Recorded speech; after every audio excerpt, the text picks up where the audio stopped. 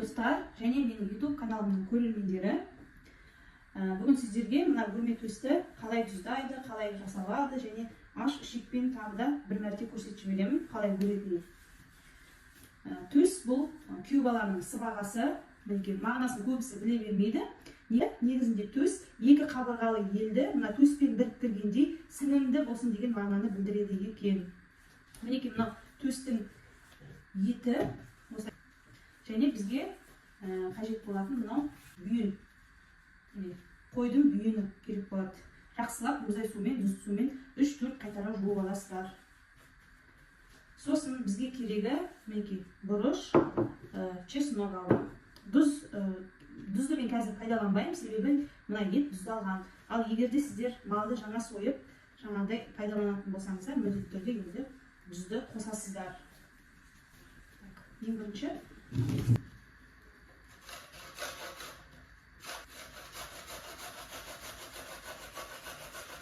өздеріңіздің қалауыңызша мына чеснокты қанша қосасыздар, өздеріңіздің қалауларыңыз біледі.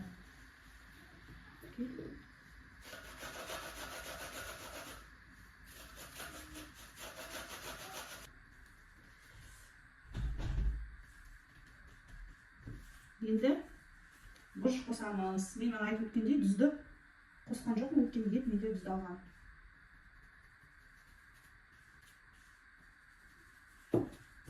Енді мына жаңа жуып алған, тазалап алған бүйінге саламыз осы төсті етін.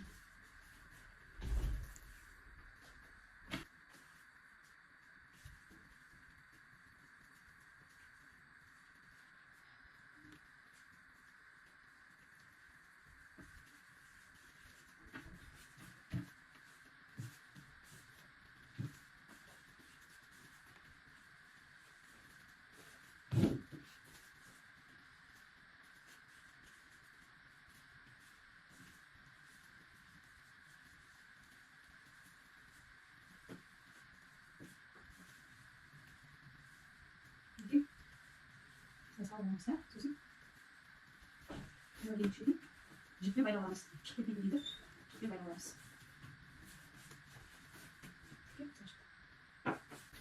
Мінекей аш шегімізді 4-5 қайтара жуамыз.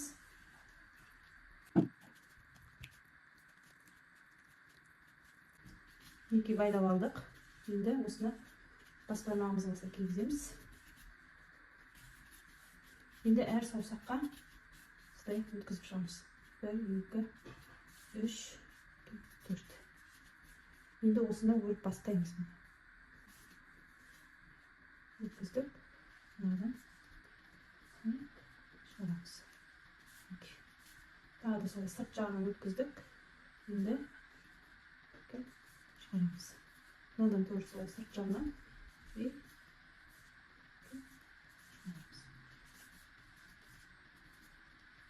Жаңа тоже шығарамыз. Саусақтан да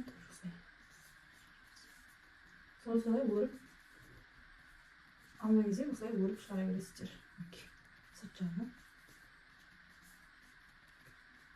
солай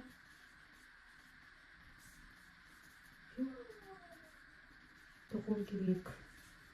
Негізі бір қабат қылып та тоқуға болады.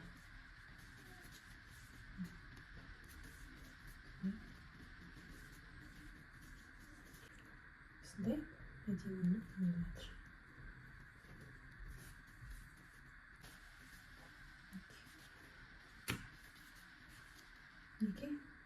Соңғысын қазір енді қалай байлайтынымызды көрсетемін.